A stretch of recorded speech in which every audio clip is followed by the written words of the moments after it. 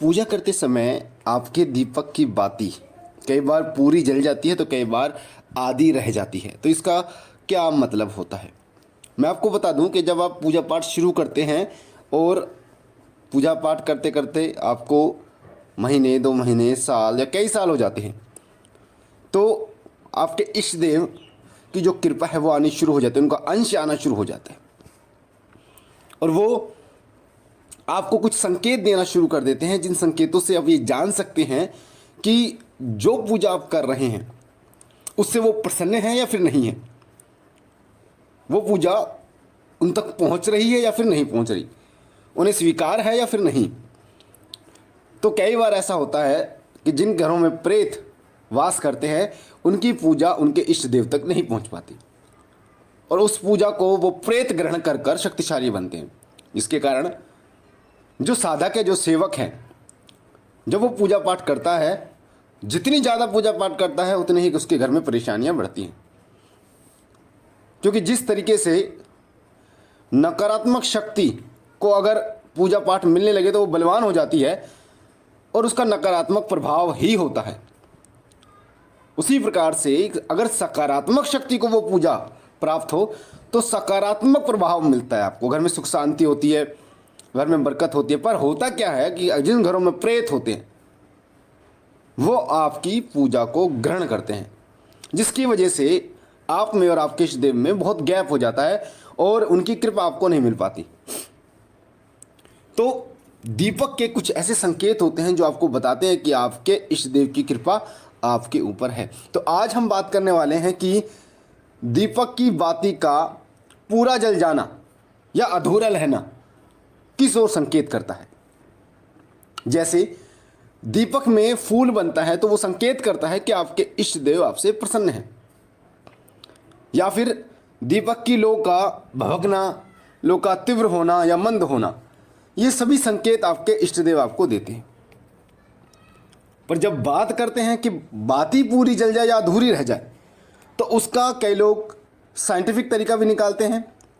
लोगों की साइंटिफिक सोच भी होती है कि तेल या घी कम था जिस वजह से बाती पूरी नहीं जली। मैंने आपको कई उदाहरण दे चुका हूं कि अगर आप विश्वास करते हैं तो वो चीज़ है, अगर नहीं करते वो नहीं है। जब आप ये बोलोगे विश्वास नहीं करोगे तो फिर वो साइंस में चली जाएगी वो चीज़, जिसे साइंस कहती है पत्थर है। और एक कहानी के माध्यम से आपको पता है, वो कान्हा जी की कहानी थी, भक्त के वश में है भगवान, उनका हृदय, भगवान श्री कृष्ण का हृदय जो है वो धड़क रहा था। तो ये सब विश्वास ही तो है, वरना साइंटिफिक तरीके से देखें तो मूर्ति में कहाँ प्राण होंगे, कहाँ दिल होगा। तो सब कुछ आपकी जो भक्ति और विश्वास ही होता है जो ईश्वरीय कृपा को अनुभव करने में आपकी मदद करता है। सनातन धर्म में दीपक का अपना एक महत्व होता है, वो देवता का प्रतीक होता है। जितने भी हिंदू लोग हैं सभी दीपक जलाते हैं जब पूजा पाठ करते हैं। बिना दीपक के पूजा कभी भी सफल नहीं होती। और उसी दीपक में कई ऐसे उदाहरण आपको देखने को मिलते हैं जो आपको बताते हैं कि आपके इष्ट देव की कृपा आपके ऊपर है या फिर नहीं है। तो मैं आपको बता दूं कि जोत की यानी दीपक की बाती का जल जाना, अगर पूरी जल जाती है वो बाती, तो एक सकारात्मक कारण ही है।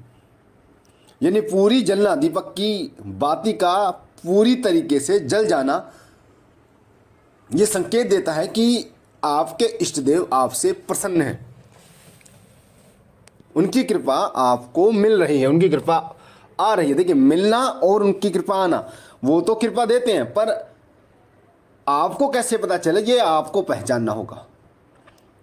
पिछली वीडियो में मैंने आपको बताया था कि जो भी व्यक्ति पूजा पाठ करता है वो अपने इष्ट देव से अपने प्रश्नों के उत्तर कैसे ले, और वो तरीका मैंने आपको बताया था, उसे आजमा के देखना, आपको ज़रूर फ़ायदा होगा उससे। आपके प्रश्नों के उत्तर आपको स्वप्न में और ध्यान के माध्यम से प्राप्त होंगे। साथ ही मैंने आपको ये भी बताया था कि आप अपने इष्ट देव से कैसे बात कर सकते हैं, कैसे आप उन्हें प्रसन्न कर सकते हैं, कैसे उनको साक्षात्कार उनका कर सकते हैं आप। वो ये भी मैंने आपको पिछली वीडियो में बताया था। अगर आपने वो वीडियो नहीं देखी तो उस वीडियो को देखिए कि शक्ति से कैसे बात करें, उसका जो टाइटल है, या फिर देवता से कैसे बात करें। और जो दूसरी वीडियो है उसका टाइटल है कि अपने प्रश्नों की शक्ति से या देवता से अपने प्रश्नों के उत्तर कैसे प्राप्त करें, देवी देवता से अपने प्रश्नों के उत्तर कैसे प्राप्त करें। तो सब कुछ आपकी श्रद्धा, आपके विश्वास के ऊपर टिका हुआ है। ये विश्वास ही तो है जो बड़े बड़े काम बन जाते हैं आपके मात्र एक प्रार्थना से। तो मुझे आशा है कि ये समझ में आपको आ गया होगा कि दीपक की बाती का पूरा जलना और अधूरा रहना ये क्या संकेत देता है। बाकी मैं बाबा भोलेनाथ से यही विनती करता हूँ कि बाबा भोलेनाथ आप पर कृपा करें, आपके घर पर कृपा करें, सदैव आपकी झोली भरते रहें, आपके घर और काम में बरकत रखे, आपका परिवार, समस्त परिवार सुखी रहे, स्वस्थ रहे।